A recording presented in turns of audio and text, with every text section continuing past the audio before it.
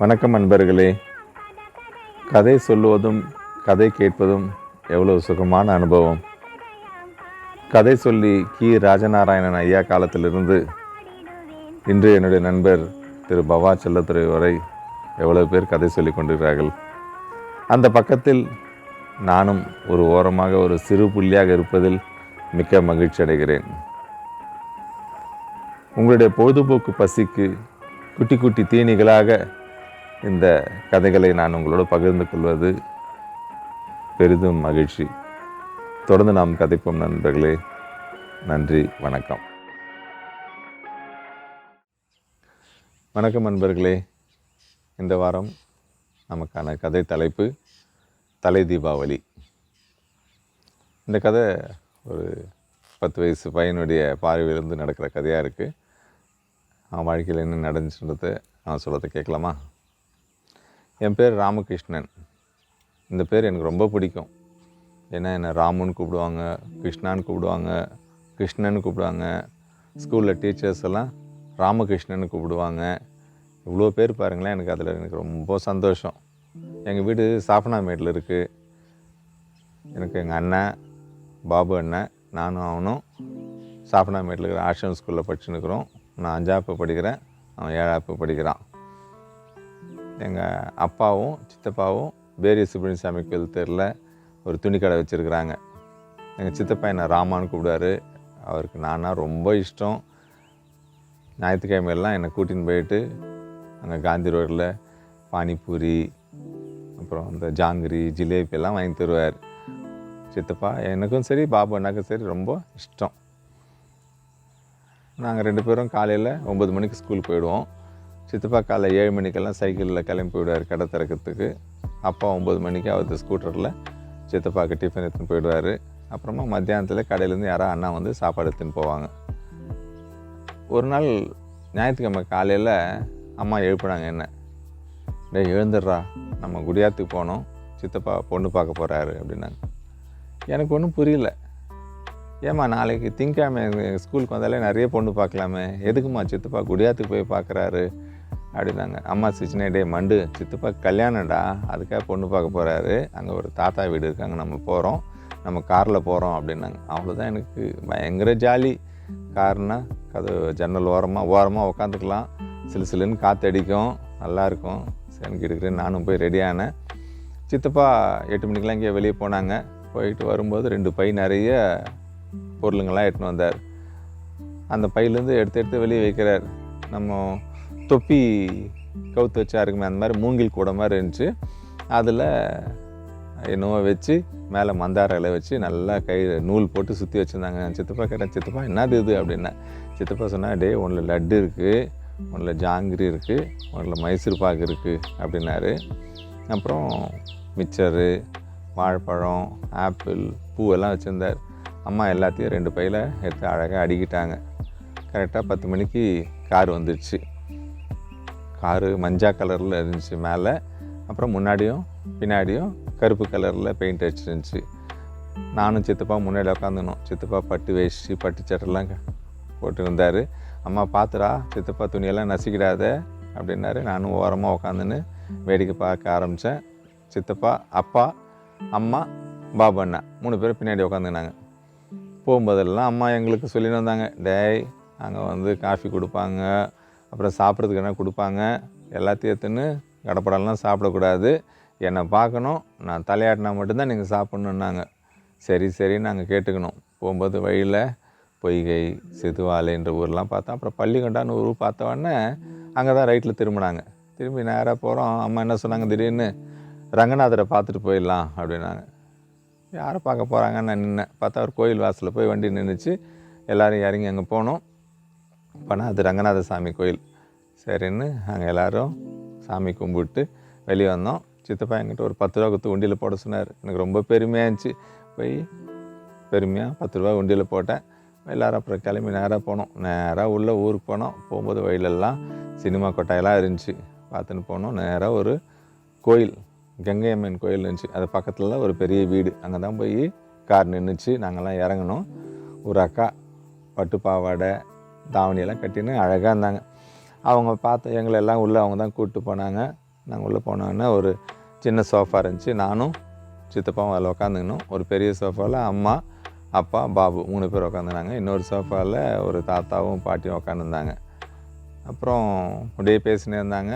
அப்புறம் அந்த பட்டு பாவாடை தாவணி போட்டுருந்தாக்கா முதல்ல எல்லாருக்கும் தண்ணி கொடுத்தாங்க. நாங்கள் வாங்கி குடித்தோம். அப்புறமா பிளேட்டில் வச்சு ஸ்வீட்டு மிச்சர்லாம் கொடுத்தாங்களா. நாங்கள் நானும் பாபானும் அம்மா பார்த்தோம். அம்மா கண்ணு காட்டினாங்க. சரி, நாங்கள் எடுத்து சாப்பிட்டோம். அதுக்கப்புறம் அந்த அக்கா திருப்பி காஃபி எடுத்துன்னு வந்தாங்க. திருப்பி அம்மாவை பார்த்தோம். அம்மா தலையாட்டினாங்க. சரி, நாங்கள் எடுத்து குடிச்சோமா. அந்த தாத்தா, என்ன கஸ்தூரி பசங்களை ரொம்ப கட்டுப்பாடாக வச்சுன்னுக்குற அப்படின்னாங்க. அம்மா ஒரு அப்படி தலையை குஞ்சுன்னு சிரிச்சாங்க. அப்புறம் கொஞ்ச நேரத்தில் இன்னொரு பெரிய அக்கா ஒருத்தர் வந்தாங்க. அவங்க பட்டு புடவை கட்டியிருந்தாங்க. ரொம்ப அழகாக இருந்தாங்க. அவங்க வந்து நேராக எல்லாருக்கும் வணங்க சொல்லிட்டு அப்பா சித்தப்பா உட்காந்துதால சித்தப்பாவும் நானும் அந்த சோஃபான்னு வந்து அப்படியே முட்டி போட்டு உட்காந்து ஒரு நமஸ்காரம் பண்ணிவிட்டு போய் உட்காந்தாங்க. உட்காந்தோன்னா சித்தப்பா அப்படியே வச்ச கண்ணை வாங்காமல் பார்த்துன்னு இருந்தார் அவரை. நான் அப்படியே சித்தப்பா கையை பிடிச்சேன்னா அவரும் கெட்டியாக கையை பிடிச்சிக்கினார். அப்போ அவர் என் கையை பிடிச்சிருந்து அவருக்கு வேணுமா அனுப்பிச்சு பழகுது. கெட்டியாக கையை பிடிச்சின்னு பார்த்துனே இருந்தோம். அப்புறம் அந்த அக்கா எழுந்துச்சி உள்ளே போயிட்டாங்க. அம்மாவும் கூட போயிட்டாங்க. அப்புறமா அப்பாவும் அந்த தாத்தாவெல்லாம் பேசினாங்க. மே மாதம் 15ஆம் தேதி போல் கல்யாணம் வச்சுக்கலாம், பசங்களுக்கும் லீவ் வரும் அப்படின்னு சொல்லியிருந்தாங்க. எனக்கு கல்யாணம்னா ஜாலியாக இருந்துச்சு. நிறைய சாப்பிட கிடைக்கும், புது துணியெல்லாம் வரும் இல்லை அப்படின்னு நினச்சிருந்தோம். அப்புறம் வேலூரில் தான் கல்யாணம் ஆச்சு. மெரினா கஃபே விநாயக மூலியார் கல்யாணோட தான் கல்யாணம். 2 நாள் எங்களுக்கு ரொம்ப ஜாலியாக இருந்துச்சு. கல்யாணம்லாம் முடிஞ்சு அப்புறமா அந்த சித்தி எங்கள் வீட்டுக்கு வந்துட்டாங்க. அக்கான்னு சொன்னால அவங்க தான் இப்போ எங்கள் சித்தப்பா கல்யாணம் பண்ணாலும் எங்களுக்கு சித்தி ஆகிட்டாங்க. அவங்க பேர் வனஜா. ரொம்ப எங்கள் மேலே அன்பாக இருப்பாங்க. நேரம் கிடைக்கும் போதெல்லாம் எங்கள் கூட உட்காந்து பல்லாங்குழி விளையாடுவாங்க, கேரம் போர்டு விளையாடுவாங்க, நிறைய கதைங்கள்லாம் சொல்லுவாங்க. அந்த குடியாத்தில் கங்கை அம்மன் கோயில் பற்றியெல்லாம் நிறைய சொல்லின்னு இருப்பாங்க. நானும் பாப்பானும் எப்போ பாரு அவங்ககிட்ட உட்காந்து பேசின்னு இருப்போம். திடீர்னு ஒரு நாள் சித்திக்கு மயக்கமாக இருக்குதுன்னு சொன்னாங்க. சித்தப்பா ஆஸ்பத்திரிக்கு கூட்டின்னு போய் வந்தார். சிஎம்சிக்கு போயிட்டு வந்தோடனே அம்மா சொன்னாங்க, டெய் உனக்கு ஒரு தம்பி பையன் பிறக்க போகிறான்டான்னாங்க. எனக்கு ஒன்றும் புரியல. எங்கேருந்துமா அப்படின்னேன். சித்திக்கு குழந்தை பிறக்க போகுதுடா அப்படின்னாங்க. அப்புறம் வாரம் சனிக்கிழமையில் சித்திப்பை கூட்டின்னு சித்தப்பா சிஎம்சிக்கு போவார். நான் லீவ் ஆச்சுன்னா நானும் கூட போவேன். சித்தி கையை பிடிச்சின்னு ரொம்ப பெருமையாக நடந்து போவேன். நாங்கள் உட்காந்து இருப்போம் சிஎம்சியில் ஆஸ்பத்திரியில். சித்தப்பா எதாவது மருந்து வாங்கத்தெல்லாம் போனான்னா சித்தி என்கிட்ட அப்பவும் எதனா பேசின்னு இருப்பாங்க.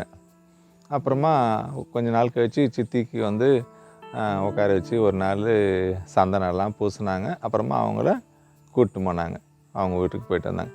அதுக்குள்ளே தீபாவளி வந்துச்சு. அதுதான் ரொம்ப ஸ்பெஷல். தலை தீபாவளின்னாங்க அது சித்தப்பாவுக்கு. சித்தப்பா நிறைய பட்டாசுலாம் வாங்கிட்டு வந்தார், பலகாரம்லாம் வாங்கிட்டு வந்தாங்க. வீடே ஒரே அமக்கலமாக இருந்துச்சு. அப்புறம் சித்தப்பா பாதி பட்டாசை போல் சுர்சுரா, சங்கு சக்கரம், அப்புறம் தீப்பெட்டி மத்தாப்பு, லக்ஷ்மி வெடி, குருவி வெடியெல்லாம் வாங்கிட்டு வந்தார். பாதி பட்டாசு என்கிட்ட வச்சுட்டு பாதி பட்டாசு எடுத்து குடியாத்துக்கு அவங்க போயிட்டாங்க. நானும் பாபானாவும் நிறைய வெடித்து நிறைய பலகாரம்லாம் சாப்பிட்டோம். ரொம்ப ஜாலியாக இருந்துச்சு அந்த தீபாவளி. சித்தி அங்கே போயிட்டாங்க. அதுக்கப்புறமா கொஞ்ச நாள் கழிச்சு சித்தியை வந்து அங்கே கூப்பிட்டு போனாங்க. கேட்டாங்க குழந்தை வந்து அங்கே தான் பிறக்க போகுதுன்னு சொல்லியிருந்தாங்க. ஒரு நாள் மத்தியானம் ஒரு 3 மணி இருக்கும். அப்பா ஸ்கூலுக்கு வந்தார். எனக்கு ரொம்ப ஆச்சரியம், என்ன அப்பா ஸ்கூலுக்கெல்லாம் வந்திருக்காரு அப்படின்னு. சரி, நான் என்னையும் பாப்பானா கூட்டின்னு அம்மாவும் எல்லாம் காரில் போனால் அம்மா அழுதுனே வந்தாங்க வழியெல்லாம். எங்களுக்கு ஒன்றுமே புரியல. அங்கே நேராக போனால் அந்த பெரிய வீட்டில் ஒரு கட்டிலில் சித்தியை படுக்க வச்சுருந்தாங்க. சித்தியோட குழந்த ஓரமாக அந்த சின்ன சித்தி இருக்காங்களே, அவங்க பேர் சரஸ்வதி. அவங்க வச்சுன்னுக்குறாங்க குழந்தையா. குழந்தை அழுது நினச்சி பார்த்தா சித்தி செத்துட்டாங்கன்னு சொன்னாங்க. ரொம்ப கஷ்டமாக போயிடுச்சு எங்களுக்கு. எவ்வளோ நல்ல சித்தி இவங்க அப்படின்னு. சித்தப்பா உட்காந்து அழுதுனே இருந்தார். அதுக்கப்புறம் என்னென்னோ செஞ்சாங்க. அப்புறம் நானும் அம்மா அப்பா எல்லாம் வந்துட்டோம். அண்ணாவும் வந்துட்டான். சித்தப்பா மட்டும் அங்கேயே இருந்தார்.